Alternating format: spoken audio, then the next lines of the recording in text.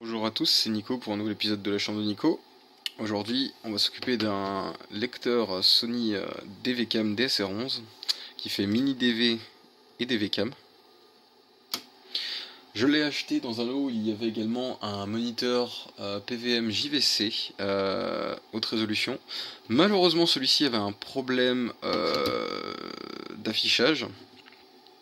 L'image était extrêmement sombre, on aurait dit un CRT très fatigué en fait.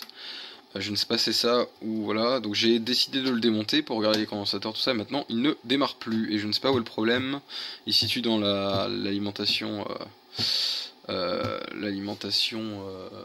certainement au niveau du primaire quelque part, mais je ne sais pas où, et je trouve pas le souci, je ne comprends pas. Donc, en attendant cette vidéo sur le PVM qui viendra après, parce que pour l'instant il est cassé du coup, je casse des choses aussi, comme je l'ai déjà dit, des fois ça m'arrive aussi de casser des choses. Là on va s'occuper du sélecteur DVCAM qui lui fonctionne, mais il a juste besoin d'un bon nettoyage et d'une remise en état. J'ai pas testé le FireWire, d'ailleurs il faudrait que je le fasse. Mais sinon il fonctionne, il est tout miniature par rapport à mon DHR1000 et c'est excellent.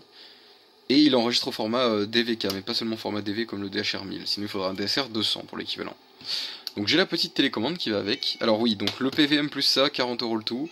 Donc c'était l'affaire du millénaire, nous sommes tout à fait d'accord, mais le PVM il est pas en très bon état. Enfin cependant, donc lui, Hour Meter, donc l'opération c'est quand même assez grand, c'est-à-dire il y a 11 000 heures de fonctionnement, si je comprends bien, parce que x10, donc ça rajoute un 0. Le drum c'est 200 heures, 170 heures de tape run, et 160 heures de threading. Donc il a pas tant que ça d'heures, mais bon, je pense que la méca a besoin d'un petit nettoyage, tout ça.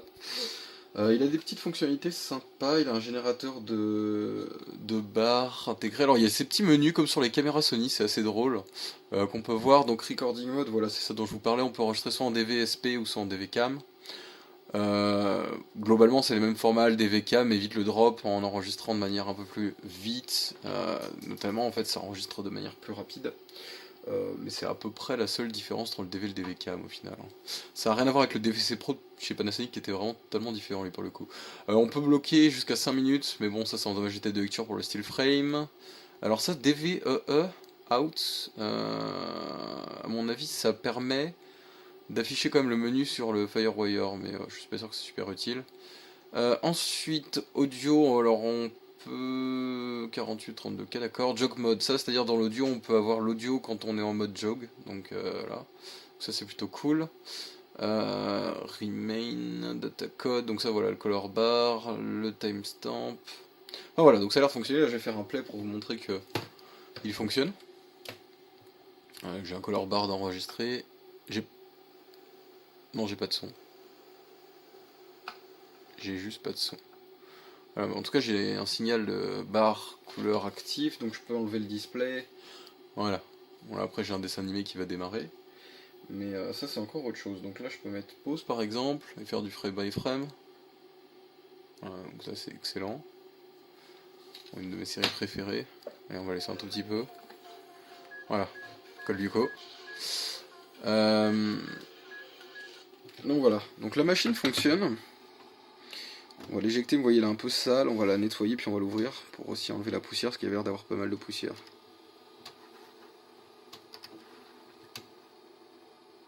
Donc je vais enlever le couvercle de strict. Alors par contre je l'aime bien parce qu'il est vraiment miniature ce lecteur DV. Bon on va aller regarder ça de plus près, donc là je vais l'ouvrir et je reviens vers vous.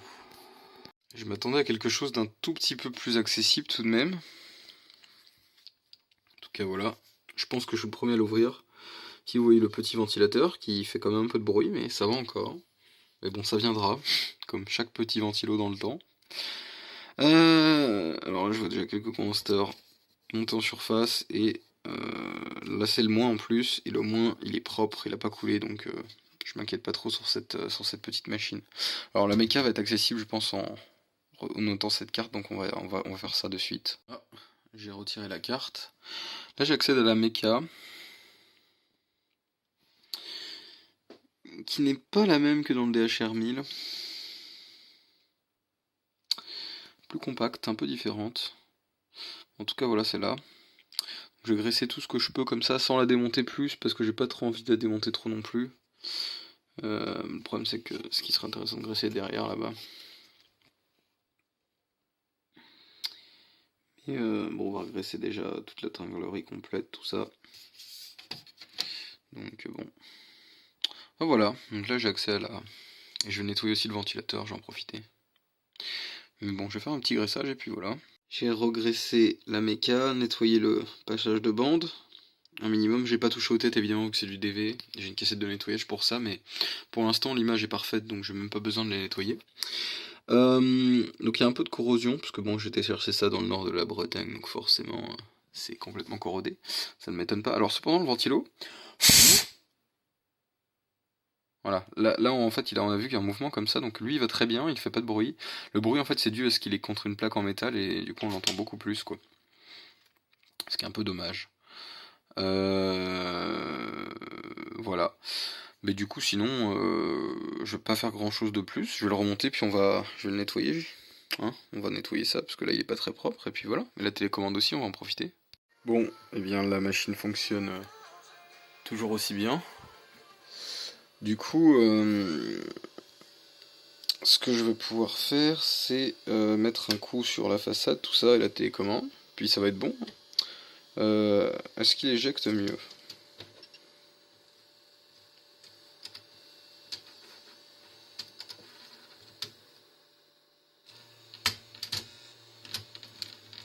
Ouais, non. Je trouve que c'est toujours pas l'idéal, hein, l'éjection. Maintenant...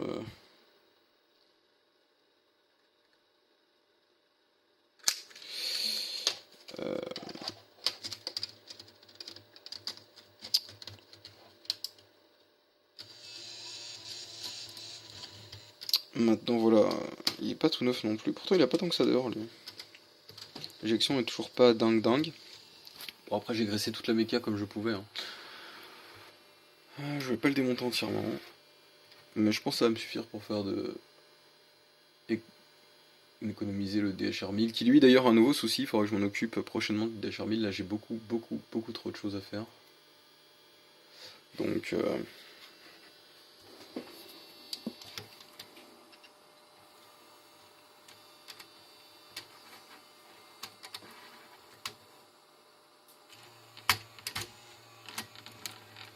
Ouais. Il y a vraiment un truc bizarre, on dirait qu'il y a une dent qui saute. Bizarre cette histoire. Bon, on verra bien. Ah, il est tout propre. La télécommande pareil. Et le dessus, enfin nickel quoi. La lime j'ai nettoyé aussi. Et là je lis... on va désactiver les display codes. Display code. Voilà. Quelque chose que j'ai filmé il y a très peu de temps avec... vous l'avez pas encore vu mais vous la verrez bientôt. La AGDVX 100 qui est là-haut.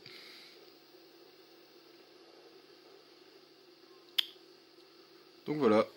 Donc ça fonctionne très bien si je mets pause. Bon la pause sera parfaite étant donné que c'est du DV, je me pose même pas de questions. Hop là. Voilà, et bien écoutez, on se retrouve dans une prochaine vidéo.